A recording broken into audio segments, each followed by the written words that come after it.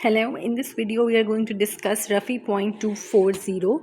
This point is about the posterior triangle of the neck. We also discuss some other questions as well, but in this video we are going to talk about posterior triangle of the neck only. Important for you to remember the boundaries of the posterior triangle.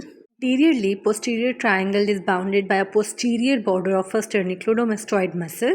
Posteriorly, it is bounded by the interior border of trapezius muscle, and inferiorly, it is bounded by the middle one-third of the clavicle, as you can see in the image in the video. The contents of the posterior triangle includes the subclavian artery, third part, and subclavian vein. Along with this is also external jugular vein and the spinal part of accessory nerve, which is very important for you to remember because it is repeatedly asked in the MCQs.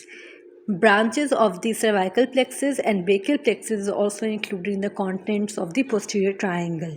Nerve damage in the posterior triangle is accessory nerve. Injury in the posterior triangle of a neck damage which structured at the spinal part of the accessory nerve. A patient was operated for an abscess in the posterior triangle. Post-surgery, she now complains she can't comb her hair. Most likely the lesion is in spinal accessory nerve. It's also important for you to remember that the posterior triangle of the neck is covered by investing layer of deep cervical fascia. The roof is formed by the investing layer of the deep cervical fascia. Short neck, the stab wound causes paralysis in posterior triangle and the muscle damage is trapezius is the answer.